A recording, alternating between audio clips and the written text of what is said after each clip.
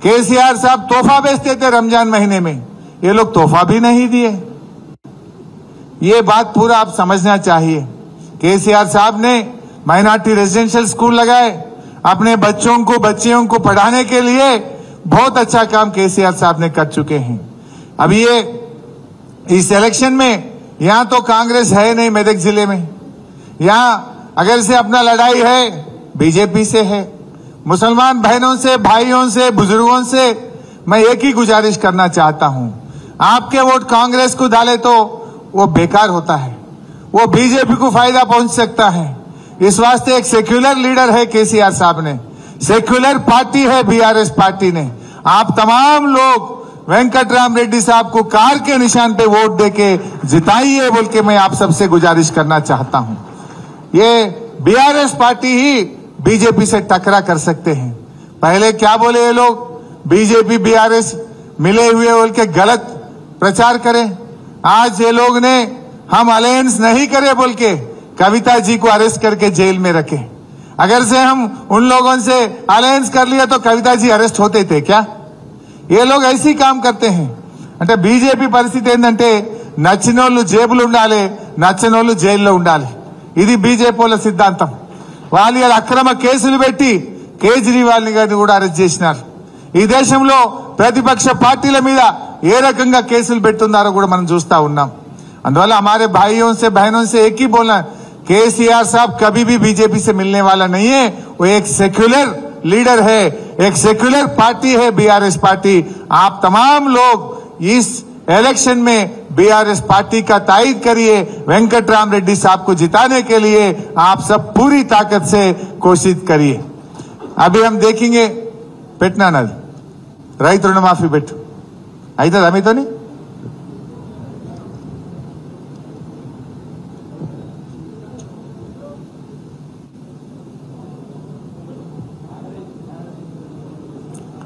ఏమరా భాయ్ ఫ్రీగా గిట్ట పెట్టినావా? నువ్వు పైసలు తీసుకున్నావా? ఏదో ఫ్రీగా పెట్టినట్టు పెట్టించినట్టు చింతన.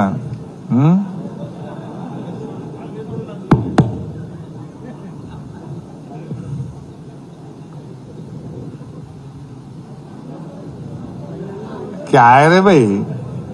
ठीक है छोड़ देते।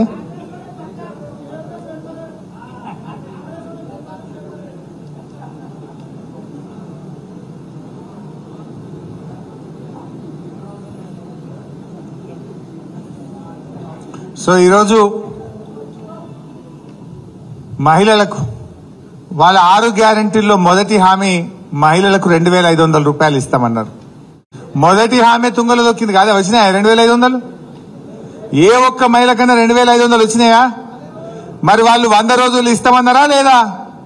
అంటే ఇవాళ మహిళల్ని కూడా మోసం చేసింది కాంగ్రెస్ పార్టీ, పేదల్ని మోసం చేసింది కాంగ్రెస్ పార్టీ.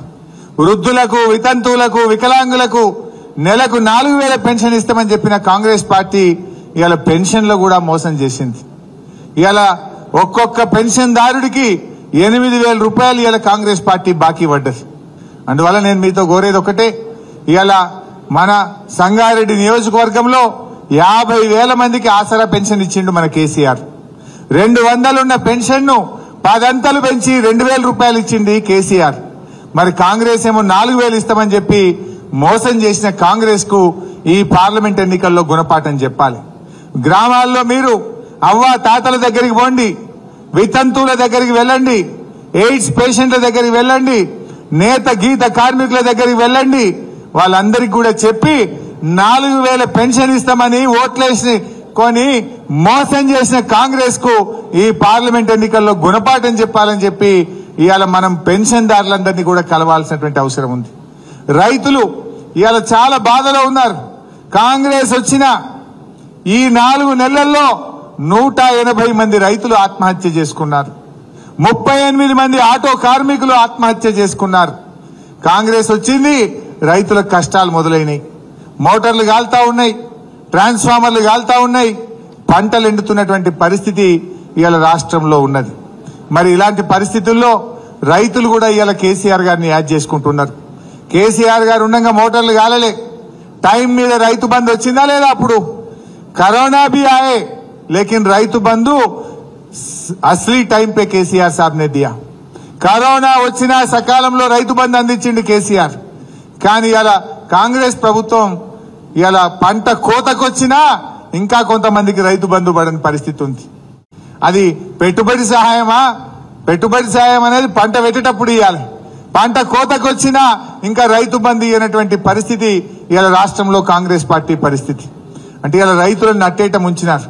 ఇలా మనం డిమాండ్ చేయాలి, వడ్లు వస్తున్నాయి, వడ్లకు మక్కలకు 500 బోనస్ ఇవ్వమని చెప్పి గ్రామాల్లోకి వచ్చే కాంగ్రెస్ పార్టీ నాయకులను ఎక్కడికక్కడ మనం నిలదీయాలి। 500 బోనస్ ఇవ్వకుండా మీకు ఓటు అడిగే హక్కు ఎక్కడిదని చెప్పి రైతులను మీరందరూ కూడా రైతుల పక్షాన నిలబడండి, కాంగ్రెస్ పార్టీ నాయకులను ప్రశ్నించాలని కోరుతా ఉన్నాం। అంటే మీరు ఆలోచించండి, రైతులకు అన్యాయం, ఆసరా పెన్షన్ ఇచ్చే విషయంలో పేదలకు అన్యాయం, మహిళలకు